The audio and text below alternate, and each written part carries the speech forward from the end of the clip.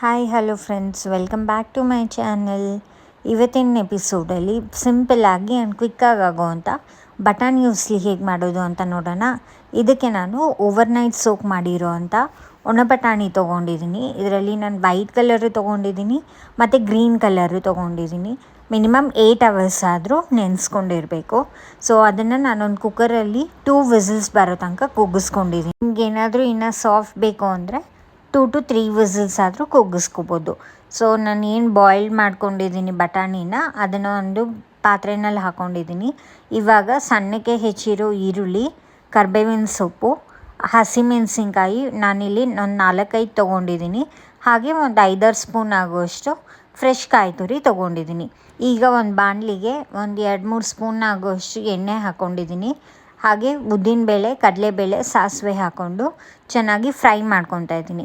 ಇದು ಫ್ರೈ ಆಗಿದ ತಕ್ಷಣ ನಾವೇನು ಚಿಕ್ಕದಾಗಿ ಹೆಚ್ಕೊಂಡಿರ್ತೀವಲ್ಲ ಈರುಳ್ಳಿ ಮತ್ತು ಕರಿಬೇವು, ಹಸಿಮೆಣಸಿನ್ಕಾಯಿ 3 ಹಾಕ್ಕೊಂಡು ಚೆನ್ನಾಗಿ ಫ್ರೈ ಮಾಡ್ಕೊತಾ ಇದ್ದೀನಿ. ಬೇಕಂದರೆ ಅರಿಶಿನ ಹಾಕೋಬೋದು, ಆಪ್ಷನಲ್ಲು. ನಾನಿಲ್ಲಿ ಟೇಸ್ಟ್ ಇನ್ನೊಂಚೂರು ಚೆನ್ನಾಗಿರಲಿ ಅಂತ ಇಂಗು ಹಾಕ್ತಾಯಿದ್ದೀನಿ.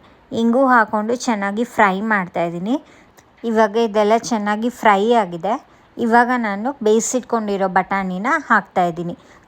ಬಟಾಣಿ ಹಾಕ್ಕೊತಾ ಇದ್ದೀನಿ. ಇವಾಗ ಬಟಾಣಿ ಹಾಕ್ಕೊಂಡು ನೀರೆಲ್ಲ ಹಿಂಗೋ ತನಕ ಚೆನ್ನಾಗಿ ಫ್ರೈ ಮಾಡ್ಕೊಳ್ಳಿ. ಈ ಟೈಮಲ್ಲಿ ಒಂದು ಸ್ವಲ್ಪ ಉಪ್ಪು ಹಾಕ್ಕೊಳ್ಳಿ. ಟೇಸ್ಟ್ ನೋಡಿಕೊಂಡು ನಿಮಗೆ ಉಪ್ಪು ಹಾಕ್ಕೋಬೋದು. ಸೊ ನಾವೊಂದು ಸ್ವಲ್ಪ ಉಪ್ಪನ್ನ ಒಂಚೂರು ಕಮ್ಮಿ ಹಾಕಿದ್ದೀನಿ, ಯಾಕೆಂದರೆ ಬೇಯಿಸ್ಬೇಕಂದ್ರೆ ನಾನು ಉಪ್ಪು ಹಾಕ್ಕೊಂಡಿದ್ದೆ ಆಲ್ರೆಡಿ. ಸೊ ಉಪ್ಪು ಒಂದು ಸ್ವಲ್ಪ ಕಮ್ಮಿ ಹಾಕ್ತಾಯಿದ್ದೀನಿ. ಚೆನ್ನಾಗಿ ನೀರೆಲ್ಲ ಹಿಂಗಿದೆ. ಇವಾಗ ಕಾಯಿ ತುರಿ ಹಾಕ್ತಾಯಿದ್ದೀನಿ. ಸೊ ಯಾವಾಗಲೂ ತೆಂಗಿನಕಾಯಿ ಫ್ರೆಶ್ಶಾಗಿ ತುರ್ಕೊಂಡು ಇಲ್ಲ ಮಾಡ್ಕೊಳ್ಳಿ.